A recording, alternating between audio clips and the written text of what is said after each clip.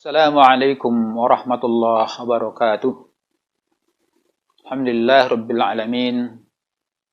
Wabihi nasta'inu ala umuri dunya waddin. Wassalatu wassalamu ala asyrafil anbiya'i wal mursalin. Wa ala alihi wa ashabihi wa tabi'in wa man tabi'ahum bi ihsan ila yaumiddin. Amma ba'du. Qala ta'ala ya ayyuhalladzina amanu taqullaha haqqa tuqatih wa la tamutunna illa wa antum muslimun. Pemirsa media Multazam yang dirahmati Allah Subhanahu wa taala, bersyukur pada kesempatan yang singkat ini kita kembali berjumpa dalam keadaan sehat. Semoga senantiasa kita diberikan kemudahan-kemudahan untuk tetap melaksanakan ketaatan. Terlebih kita sedang berada di bulan yang mulia ini, bulan Ramadan. Semoga seluruh ketaatan kita diterima Allah Subhanahu wa taala, dan demikian pula kita berharap semoga dosa dan kesalahan kita diampuni Allah Subhanahu wa taala.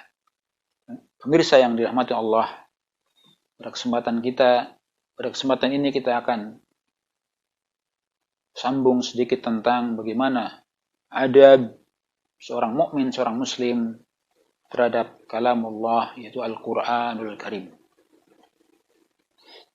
Sebagai konsekuensi keimanan kita kepada Al-Quran, maka seorang mukmin, seorang muslim harus meyakini betul, yu'minul muslim biqudsiyati kalamillahi ta'ala. Seorang muslim harus meyakini tentang kesucian kalamullah ta'ala dan kemuliaan serta keutamanya di atas segala kalam, di atas segala ucapan.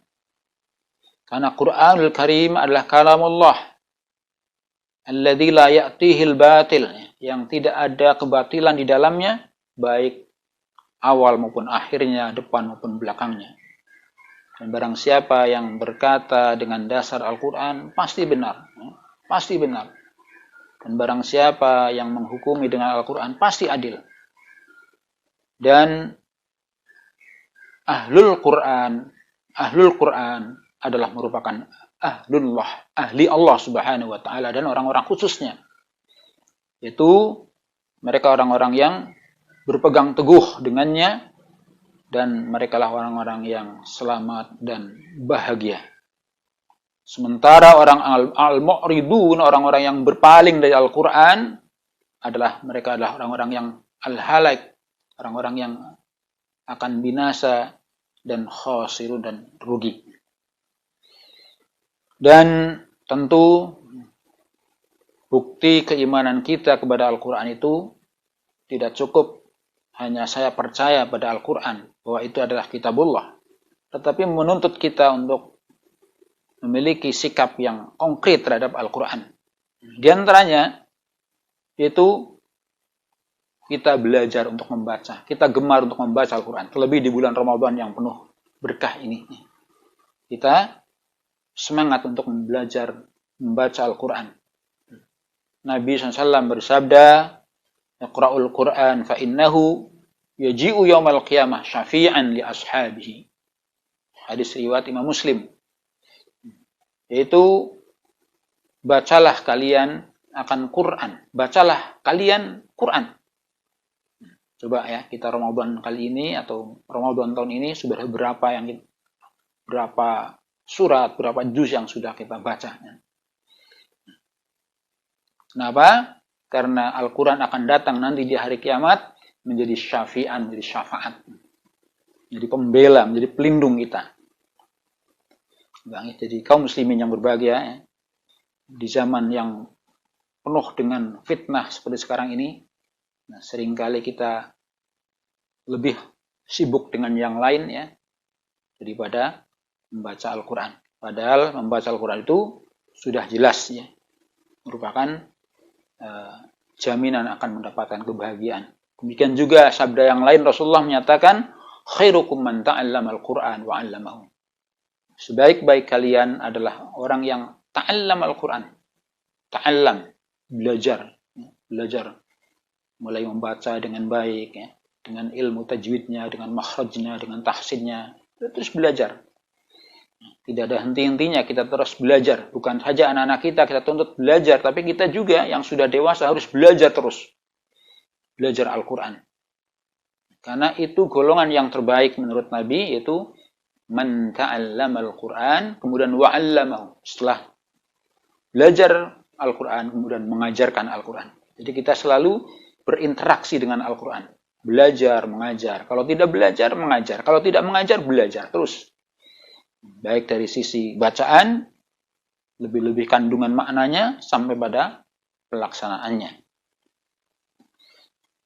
Dan juga Rasulullah SAW bersabda tentang Quran ini, ya, Ahlul Quran, ahlullah wa khassatuh. Ahlul Quran, ahli Quran, itu orang yang selalu membaca, selalu berpegang dengan Al-Quran, itu ahlullah, itu ahlinya Allah, keluarga Allah. Wa khassatuhu, dan orang-orang khususnya. Jadi ketika ditanyakan alillahi ahlun, apakah Allah punya keluarga? Lillahi ahlun. Allah itu punya keluarga. Siapa mereka? Yaitu ahlul Quran. Jadi ahli Quran.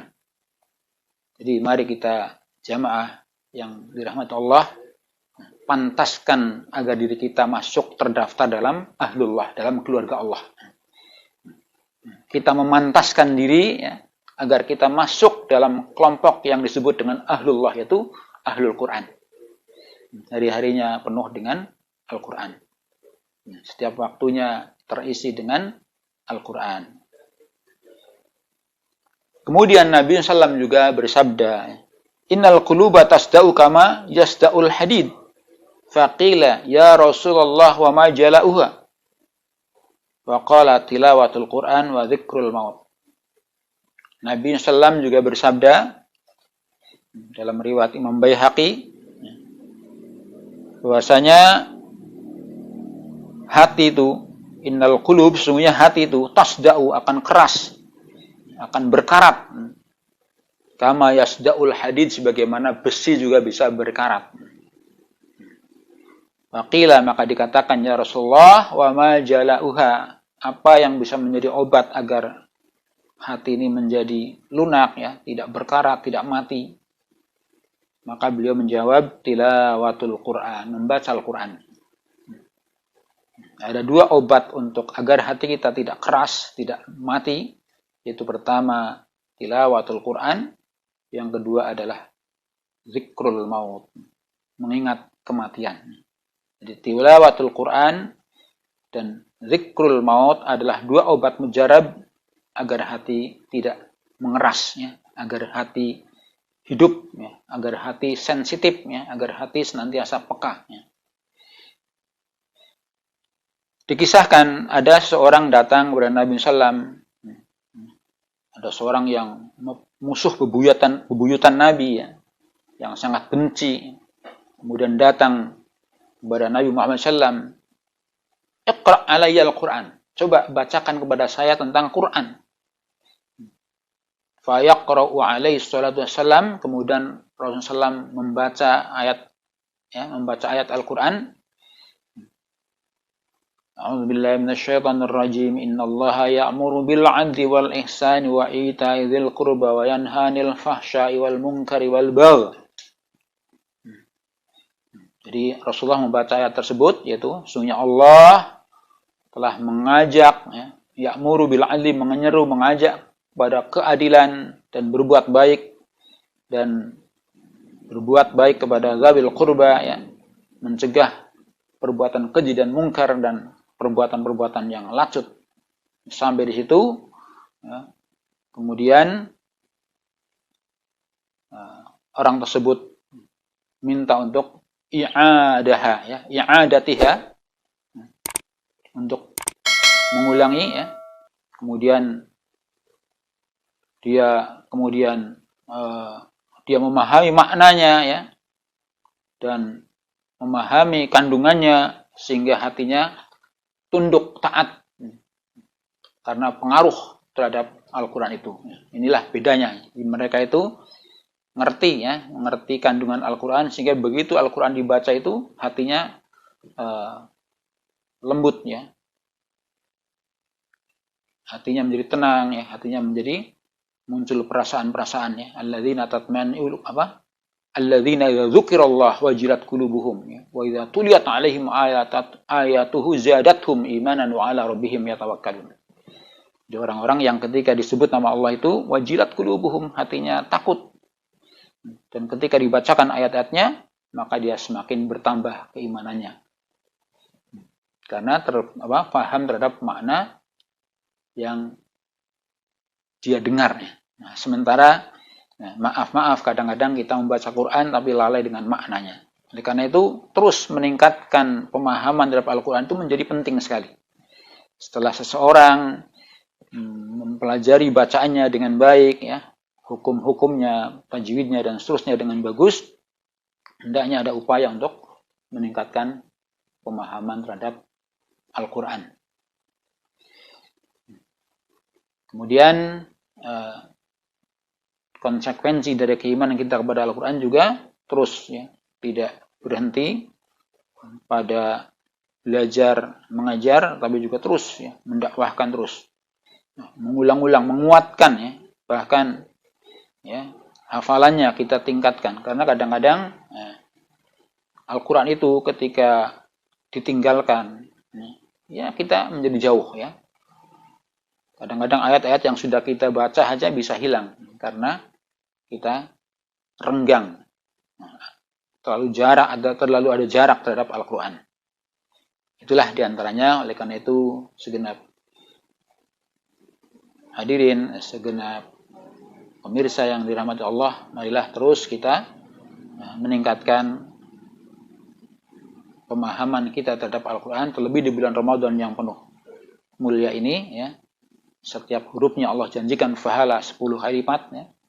Maka berapa pahala yang kita dapatkan dengan sekian banyak ayat dan surat yang kita baca. Dan semoga kita senantiasa mendapatkan rahmat dengan Al-Quran ini. Allahumma arhamna bil Quran. Ya Allah, rahmati kami dengan Al-Quran. Demikian juga, mari kita didik anak-anak kita untuk mencintai Al-Quran. Ya. Jangan sampai anak-anak kita habis waktunya untuk bermain, untuk hal-hal yang tidak berguna, sementara Al-Quran diabaikan. Ya. Karena inilah yang akan menjadi syafaat, menjadi penolong bagi kita semua. Fahala-fahala anak-anak kita juga menjadi milik kedua orang tuanya. Demikian kurang lebihnya. Billahi taufiq wal hidayah. Assalamualaikum warahmatullahi wabarakatuh.